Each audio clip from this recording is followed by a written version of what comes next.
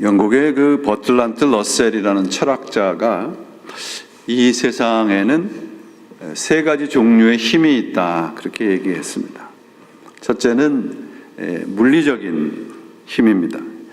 그러니까 무력이라든지 어떤 권력. 그래서 어떤 사람들은 내 주먹을 믿어라, 그렇게 말하는 사람도 있지 않겠습니까? 두 번째는 경제적인 힘입니다. 물질의 힘. 세 번째는 영향력의 힘입니다. 도덕이나 양심, 어떤 선한 인격을 인격들이 다른 사람에게 이렇게 영향을 미치는 영향력의 힘입니다. 교회는 어떤 힘을 가져야 됩니까? 물리적인 힘입니까? 아니면 물질의 힘입니까? 아니면 영향력의 힘입니까? 세 가지 다 가진다고 말씀하시지 말고요. 영향력의 힘을 가져야 되죠. 그런데 어떤 선한 영향력의 힘이 아니고 교회는 영적인 영향력을 세상에 주는 곳이어야 합니다. 그리고 우리 그리스도인들도 그 영적인 영향력을 서로 줄 수 있는 그런 사람이 되는 것이죠. 교회가 영향력을 갖추고 그것을 세상에 그런 영향을 보여주기 위해서 필요한 것은 물질적인 힘도 아니고 어떤 세상적인 경제적인 그런 힘도 아니고 영적인 실력을 갖추는 데 있습니다. 교회의 우리 신앙의 영적인 영향력은 어떤 재정적이나 물리적이나 어떤 지적인 규모나 그런 것들에 의해서 나오는 것이 아니고 하나님의 말씀에 의해서 나옵니다. 그 말씀을 받고 그 말씀으로 살아가는 사람들에 의해서 영적인 영향력을 다른 사람에게 주고 받을 수 있는 것이죠. 오늘날 많은 교회와 성도들이 그저 교회의 물리적인 그리고 물질적인 힘을 자랑하기 때문에 세상 사람들은 들은 척도 하지 않는 것입니다. 왜냐하면요, 그런 것들은 우리가 살아가는 세상에서도 많이 볼 수 있기 때문입니다. 일본의 그 저명한 신학자이자 신앙인이었던 오찌무라 간조가 세 가지 저주에 대해서 말씀을 했어요. 하나님의 저주가 있다면 그것은 질병도 실패도 배신을 당하는 것도 아닙니다. 만일 저주가 있다면 세 가지입니다. 하나는 하나님이 믿어지지 않는 것입니다. 아무리 믿으려 해도 믿어지지 않는 것, 이것은 버림받은 심령의 모습입니다. 두 번째는 성경을 읽어도 요절을 외워도 성경을 많이 안다 하는데 하나님의 말씀으로 들리지 않는 것입니다. 성경을 읽는 중에 하나님의 말씀이 들려오는 사람이 복된 사람입니다. 세 번째는 감사의 마음이 없는 사람입니다. 모든 일을 생각하면 언제나 불평과 원망이 나오는 사람은 저주받은 심령이라, 이렇게 오찌무라 간조는 말하고 있습니다. 복을 받은 사람은 그럼 어떤 사람이에요? 하나님이 믿어지는 사람이고 하나님의 말씀이 우리의 영혼과 귀에 들리는 사람이고 무슨 일을 만나도 감사의 마음을 놓지 않는 사람입니다. 오늘 본문은 하나님을 알고 말씀을 읽고 묵상하는 사람들이지만 그 말씀을 알지만 들리지 않고 그래서 스스로 교만에 빠진 사람들의 모습을 보여주고 있습니다. 예배도 드리고 성경도 읽고 배우고 교회 안에서 봉사도 하고 그렇게 살아가는데 영적인 영향력을 잃어버린 사람들입니다.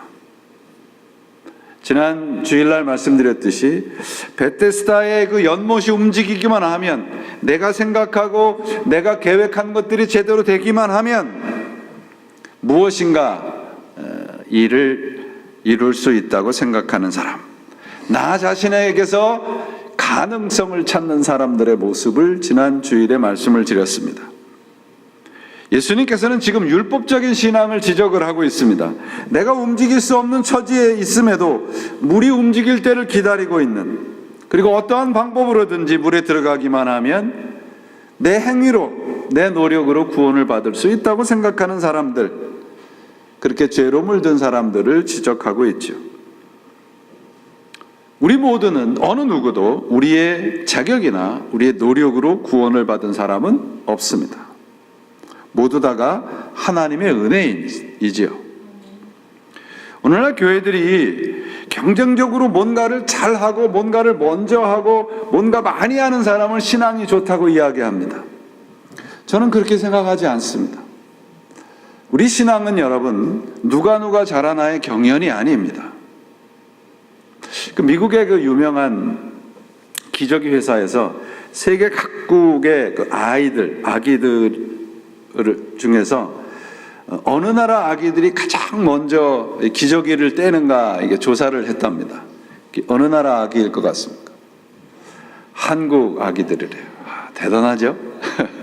한국 아기들이 제일 어린 나이에 기저귀를 뗀답니다. 근데 그 이유가 뭔지 아십니까? 엄마들이 아기가 일찍 기저귀를 떼면 얘는 분명히 천재야 라고 생각하기 때문에 그랬대요. 옆집 아이보다 먼저 기저귀를 뗀 것이 이 아이의 영재성의 증거라고 생각을 하기 때문에 엄마들이 앞다투어서 가능하면 빨리 기저귀를 떼게 만든다는 것이죠. 아기의 기저귀를 놓고도 경쟁하고 있는 우리의 씁쓸한 현실을 보여주는 것 같아서 좀 마음이 착잡했습니다. 우리의 교회들은 어떤가요, 여러분? 우리 교회는 여러분, 내 선함이나 능력이나 물질이나 재능이나 신앙의 연수를 자랑하는 곳이 되어서는 안 됩니다. 그건 교회의 자랑거리가 될 수 없어요. 마치 베데스다 목가에서 38년 평생 동안 아무것도 하지 않고 움직이지도 못하는데 물이 동하면 내가 먼저 들어가는 사람이 내 병이 낫는다고 생각하는 것처럼 교회도 그런 것이 아닙니다. 누구보다 먼저, 누구보다 빨리, 누구보다 많이, 이건 교회가 지향해야 할 목표는 되어서는 안 됩니다. 믿음이 좋은 사람은 여러분, 하나님의 은혜에 항복하는 사람이에요.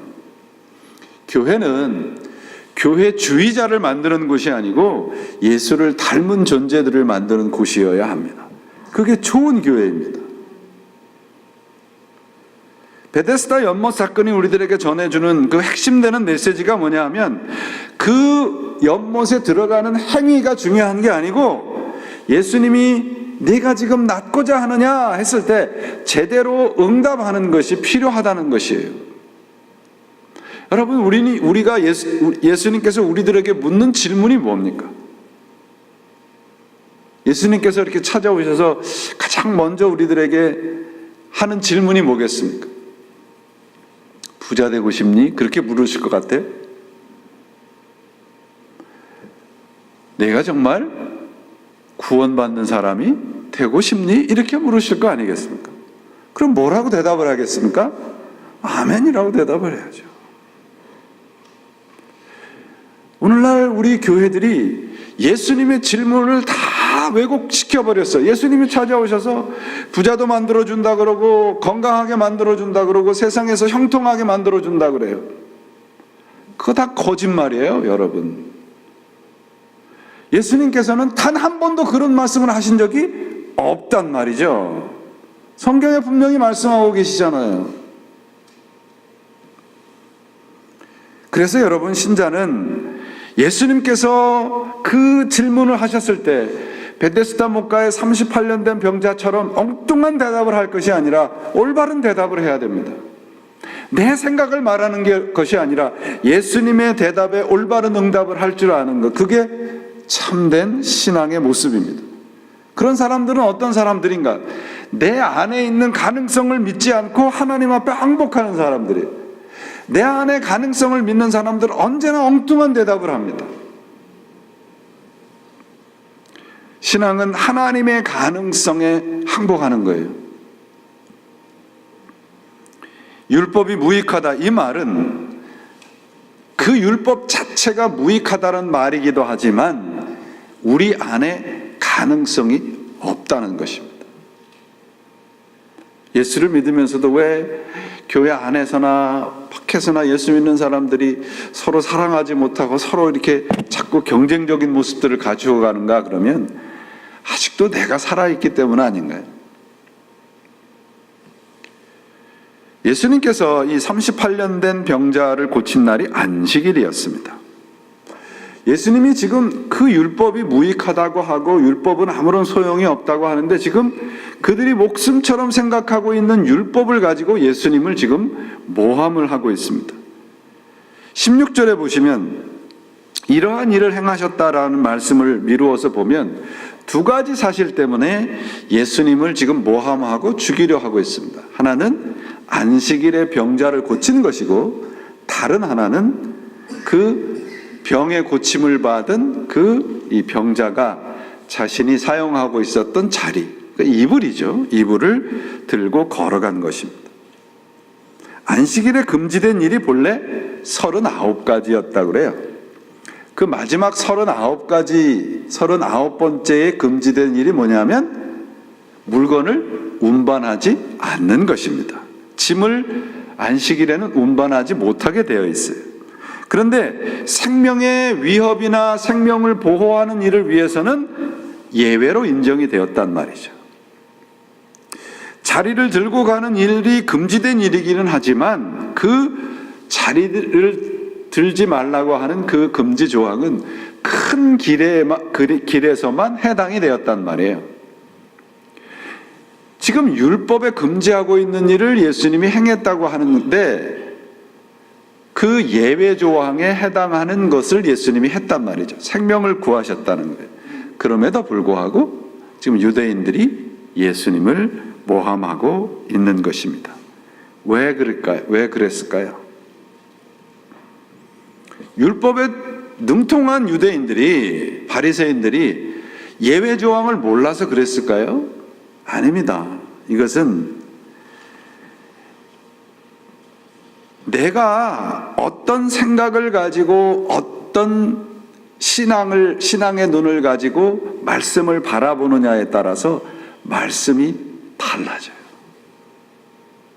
이들은 자신이 가지고 있었던 기득권, 세상적인 힘을 유지하기 위한 그런 눈으로 하나님의 말씀을 바라보니까 결국은 그 말씀이 예수님을 죽이는 말씀이 되었다는 것입니다. 내가 무엇을 원하고 필요하느냐에 따라서 하나님의 말씀을 제대로 볼 수 없게 되는 경우가 많이 있습니다.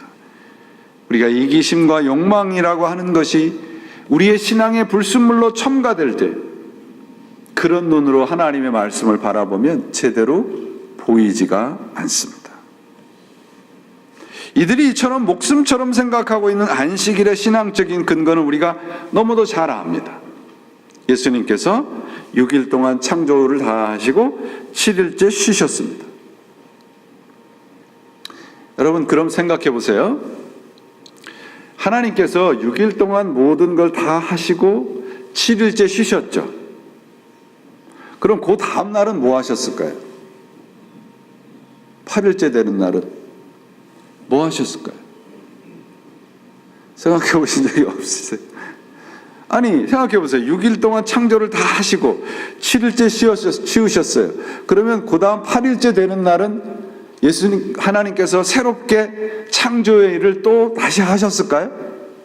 아니란 말이죠. 아니에요, 여러분. 엿새 동안 천지를 창조하시고 7일째 쉬셨다. 이것은 7일째 되는 날 하나님이 쉬셨으니까 너희도 쉬어라, 이렇게만 이해하면 안식일의 온전한 뜻을 우리가 놓치게 됩니다. 왜냐하면 7일째는 하나님께서 천지를 다 완성하시고 7일째 쉬셨다는 것은 우리가 살아가는 모든 일이 다시 8일째를 사는 게 아니고 어떤 날을 사는 거예요? 우리는 지금 하나님께서 완성해 놓으시고 쉬신 7일째를 살아가는 거란 말이죠. 이해가 되시죠?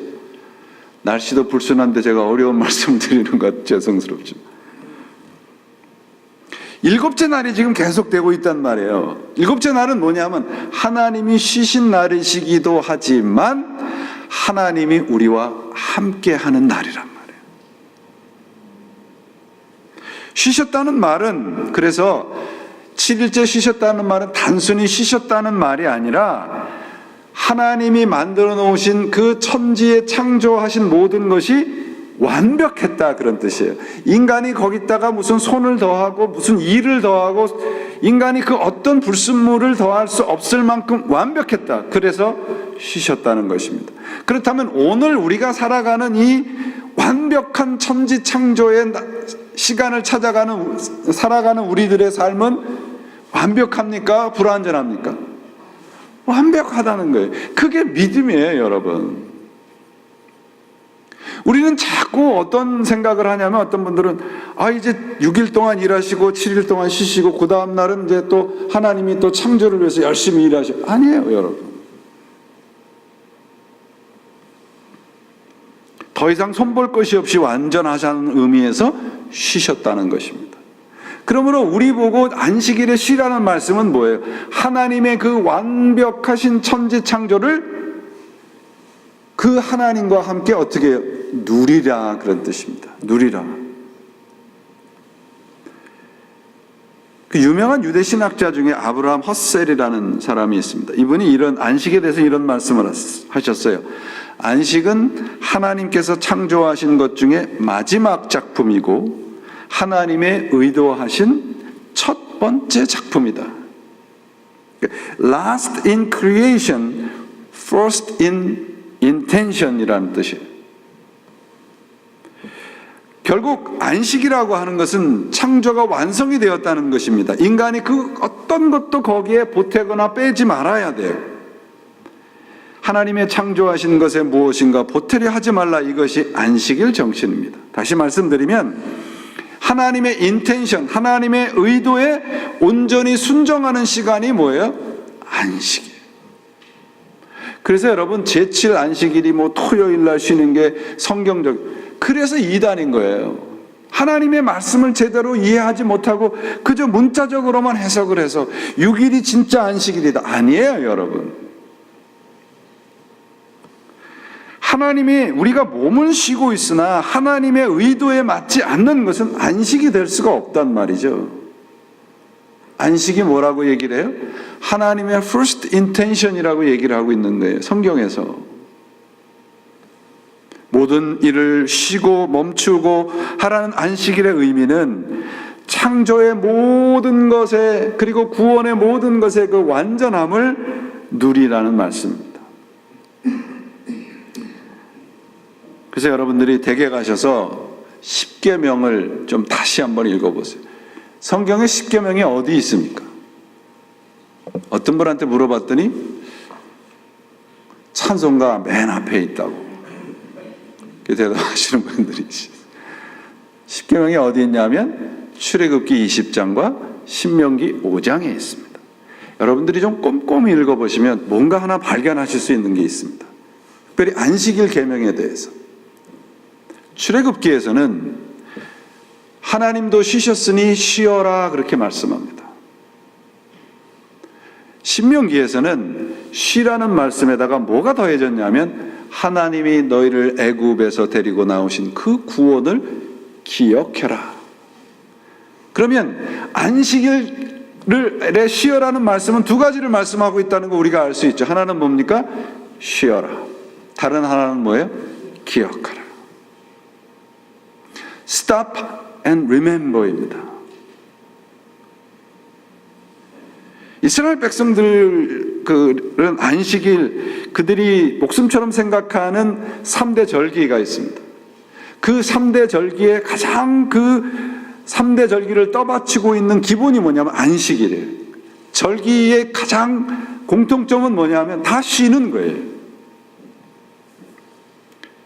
쉬라는 말씀은 결국 하나님께서 우리에게 주신 그 창조를 기억하라는 말씀이고 그걸 누리라는 말씀입니다.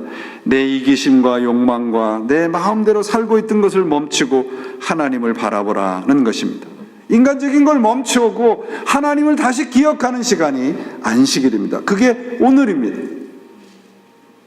그저 단순히 주일날 무슨 내가 뭐 하고 뭐 안 하고 그거 중요한 거 아니에요, 여러분.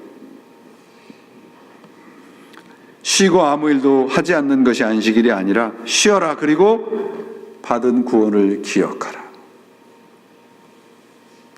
12절에 보시면 저희가 묻되 너더러 자리를 들고 걸어가라 한 사람이 누구냐. 이게 이제 유대인들이 가지고 있는 관점입니다. 안식일날 병자가 병이 고침을 받아서 생명을 얻었는데 유대인들의 관심은 뭐냐면 네가 그 자리를 들고 걸어가라고 너한테 얘기해 준 사람이 뭐냐, 너를 시켜서 안식일을 범하게 한 자가 누구냐, 이거 묻는 겁니다. 예수님은 생명의 살아남에 관심을 가지고 있는데 유대인들은 그저 율법에 얽매여서 사는 모습을 볼 수 있는 것이죠. 유대인들은 율법을 통해서 하나님의 사랑을 느끼는 게 아니라 그저 정죄하고 지적하는 일에 지금 몰두하고 있는 모습을 볼 수 있습니다. 하나님께서 우리들에게 많은 것을 주시고 이 세상 모든 것을 주셨는데 주지 않으신 것이 있어요. 그게 뭐냐면 정죄하는 겁니다. 판단하는 겁니다. 여러분, 판단하지 마십시오. 판단은 하나님의 영역입니다. 판단하게 되면 그때부터는 불화가 되고 서로 시험거리가 되기 마련입니다. 어떻게 다 내 눈에 맞아요? 어떻게 다 내가 가지고 있는 생각과 똑같아요? 공동체는 예수님의 공동체는 판단하는 것이 아니라 서로에게 영적인 영향력을 주고받고 서로에게 사랑을 나누는 곳입니다. 판단하지 않으려면 어떻게 해야 되겠습니까? 내가 가지고 있는 모든 것 내려놔야죠. 그게 멈추는 겁니다. 그게 쉬는 것입니다. 예수님께서의 관심은 뭐냐면 안식일에 병자를 고치는 것에만 있습니다. 그날이 안식일이든 아니든 상관이 없으셨어요. 근데 유대인의 관심은 그날이 무슨 날이고 율법에서 하라는 것이 무엇이고 하지 말라는 것이 무엇인가에만 관심이 있었습니다. 병을 고치신 목적이 오늘 보시면 성전에서 그 사람을 만나서 뭐라고 하냐면 네가 나았으니 더 심한 것이 생기지 않게 더 이상 다시는 죄를 범하지 말라. 예수님이 구원하시고 병을 고치주신 목적이 뭐예요? 단순히 건강하게 목숨을 연장해 준 것이 아니고요, 죄를 범하지 말라. 예수님 안에서 구원의 삶을 살라는 말씀입니다. 우리 주님의 관심은 우리의 육적인 것에 있는 것이 아니고요, 영적인 것에 관심이 있습니다. 38년 동안 앓은 병보다 더 심한 육체의 병은 죽음이잖아요. 영원한 형벌이 죽음이지 않습니까? 그 죽음에 들어가지 않게 예수님께서 그에게 다시는 죄를 짓지 말라고 말씀하신 겁니다. 이게 안식일 정신입니다. 안식일의 율법은 그러므로 하나님의 사랑과 우리가 하나님에 대한 절대적인 순종이 완성되는 것입니다. 어거스틴이 이런 말을 했어요. 큰 안식일에 우리는 쉬고 볼 것이며 보고 사랑하며 사랑하고 찬양할 것이다. 오늘 우리가 주일 예배를 드리고 있는데 바로 서로 사랑하고 서로 찬양하고 서로 쉼을 얻는 그런 날이 진정한 주일입니다. 캐나다의 그 리전트 칼리지의 영성신학을 가리키는 마르바 단이라고 하는 교수님이 쓴 책이 안식이라는 책이 있는데, 그분이 안식의 4단계를 얘기를 했는데 참 성경적인 그런 가르침이라는 생각이 듭니다. 첫째는 stop입니다. stop. 멈추는 거예요. 단순히 일하던 걸 멈추는 게 아니고 내 안에 있는 염려, 근심, 불안, 이기심, 욕심 이런 것을 멈추는 거예요. 두 번째는 쉬는 겁니다. Rest in God. 정신적, 육체적, 영적, 사회적인 휴식을 하라는 것입니다. 세 번째는 acceptance예요. 받아들이는 것입니다. 나를 향한 하나님의 부르심과 하나님의 의도와 하나님의 뜻, 내 생각을 버리고 하나님의 의도와 생각을 받아들이는 것, 그게 안식이에요. 그것이 내 뜻과 다를지라도 하나님의 그 말씀을 받아들일 때만 거기에서 진정한 안식이 있다는 것이죠. 네 번째는 celebration, worship입니다. 서로를 축복하고 하나님을 예배하는 celebration, 이것이 진정한 안식이라는 것이죠. Stop, rest in God, acceptance and worship. 우리가 매주일 드리는 이 예배가 우리의 세상적이고 세속적인 생각과 태도 이런 것들의 멈춤의 시간인지, 참된 쉼과 그런 것들을 내려놓고 하나님의 말씀을 받아들이고 그 모든 것을 품고 그 모든 것을 함께 기쁨으로 하나님의 예수 그리스도의 부활하심을 서로 축복하는 시간이 오늘 우리의 드리는 예배가 되어야 될 것입니다. 여러분, 우리 모두는 먹기 위해서 삽니까? 살기 위해서 먹습니까?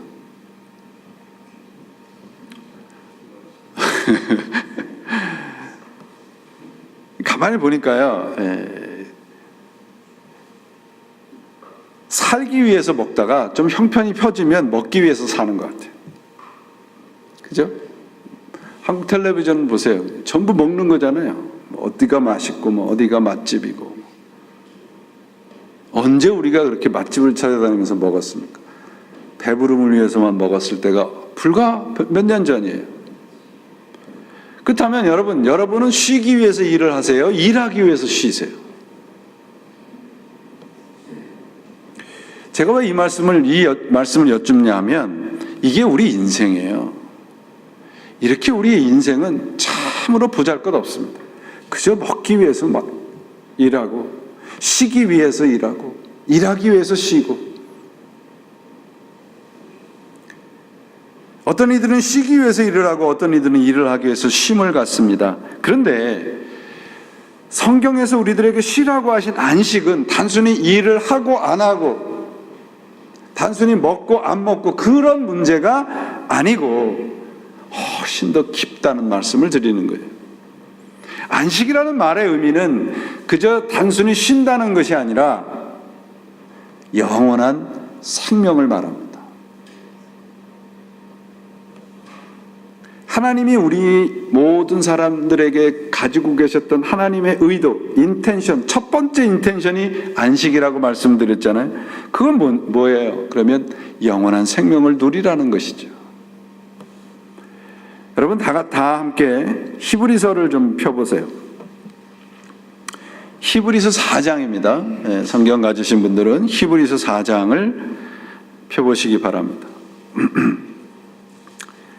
이 히브리서 4장에서는 성경이 가르치고자 하는 참된 안식, 참된 쉼이 뭐라고 하는 걸 우리들에게 가르쳐주고 있는데요. 히브리서는 흩어져서 정말 로마와 그 이방 사람들에 의해서 이 핍박을 받고 있었던 교인들에게 쓴 책입니다.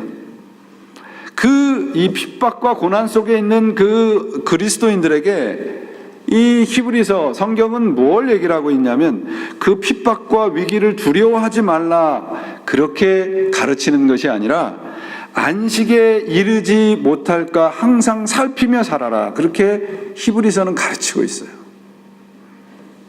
자, 4장 1절부터 제가 좀 쉬운 성경으로 읽어볼 테니까 여러분들 눈으로 쭉 따라오시기 바랍니다.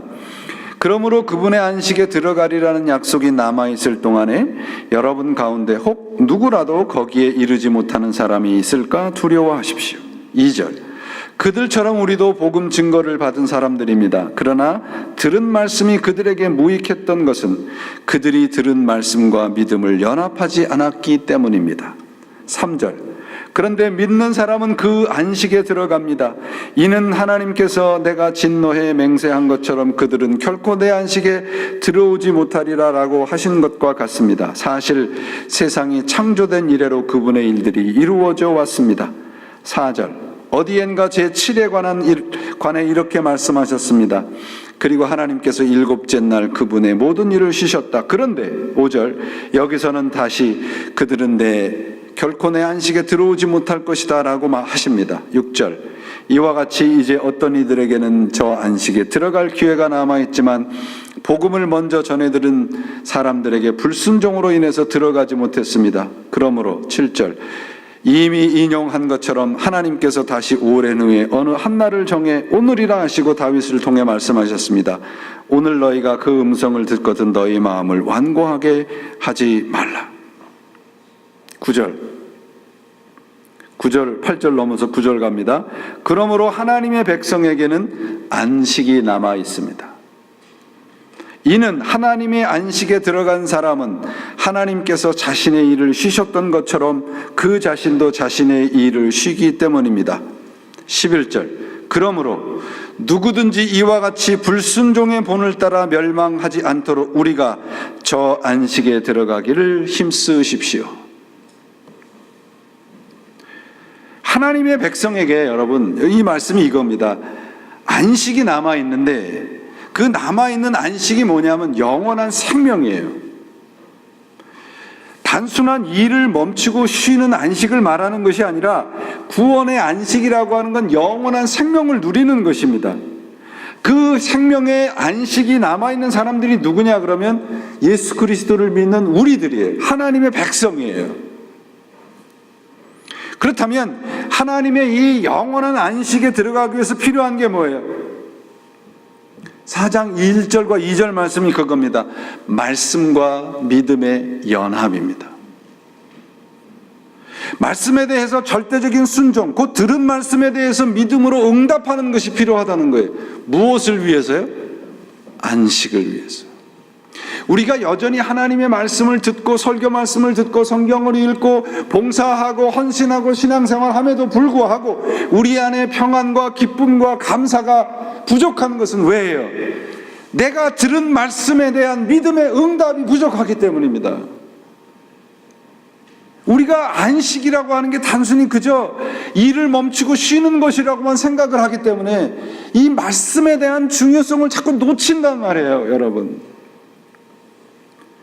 오늘 우리가 예수 그리스도를 믿고 이 주일 아침에 이곳에 나와서 예배를 드리는 것은 무엇을 하고 안 하고의 문제가 아니라 내가 들은 말씀에 대해서 믿음으로 응답하고 그 말씀을 통해서 우리들에게 약속하신 영원한 생명의 안식을 누리고 있는지 아닌지 오늘 살펴야 됩니다.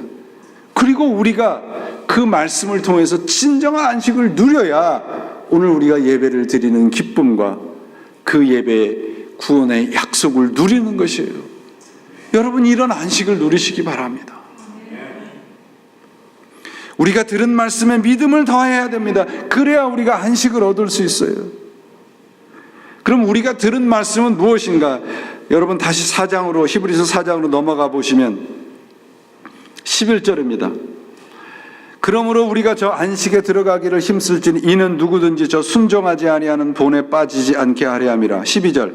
하나님의 말씀은 살아있고 운동력이 있어 좌우의 날선 어떤 것보다 예리하여 혼과 영과 및 관절과 골수를 찔러 쪼개기까지 하며 또 마음의 생각과 뜻을 감찰하나니. 13절. 지으신 것이 하나라도 그 앞에 나타나지 않음이 없고 오직 만물이 우리의 상관하시는 자의 눈앞에 벌거벗은 자 같이 드러나느니라. 14절. 그러므로 우리에게 큰 대제사장이 있으니 승천하신 자 곧 하나님 아들 예수 그리스도시라. 우리가 믿는 도리를 굳게 잡을지어다. 이게 안식이에요. 안식은 쉬는 것입니다. 곧 나의 생각과 나의 행위와 나의 모든 것을 내려놓고 하나님이 나를 움직이도록 하나님에게 나를 온전히 맡기는 것이 안식입니다. 그러려면 필요한 게 뭐예요? 내가 듣고 보고 배운 하나님의 말씀에 믿음을 더하는 것입니다. 말씀 안에서 살아가지 않는 곳엔 안식이 없어요. 오늘 본문에 등장하는 유대인들이 그런 것입니다. 오늘 우리가 해야 할 일은 나의 것을 멈추고 하나님의 말씀에 믿음을 더하는 것입니다. 오늘 우리가 예배를 드리는 것은 들은 말씀에 믿음을 더하는 사건이 일어나는 시간이 되어야 될 줄 믿습니다. 믿음과 말씀의 연합이 오늘 이 자리 이 시간에 여러분들 영혼 속에 일어나시기를 바랍니다. 말씀에 믿음을 더하는 사건이 일어나지 않는 예배는 안식이 없습니다. 구원의 역사가 사라진 예배가 될 수 있습니다. 38년 된 병자에게 예수님께서 말씀하십니다. 보라, 나았으니 더 심한 것이 생기지 않게 다시는 죄를 범하지 말라. 다시는 죄를 범하지 말라. 나쁜 짓 하지 말라는 말이 아니에요. 다시는 내 마음대로 살지 말라는 거예요. 말씀에 믿음을 더하라는 말씀입니다. 죄는 하나님 말씀대로, 내 말씀 대신에 내 마음대로 사는 것이잖아요. 예수님의 말씀으로 병이 나았습니다. 우리가 구원을 받았습니다. 말씀을 들었습니다. 우리가 해야 할 일은 예수님께서 우리에게 말씀하신 그 말씀, 치유와 회복의 말씀에 우리의 믿음을 더하는 삶을 사는 것입니다.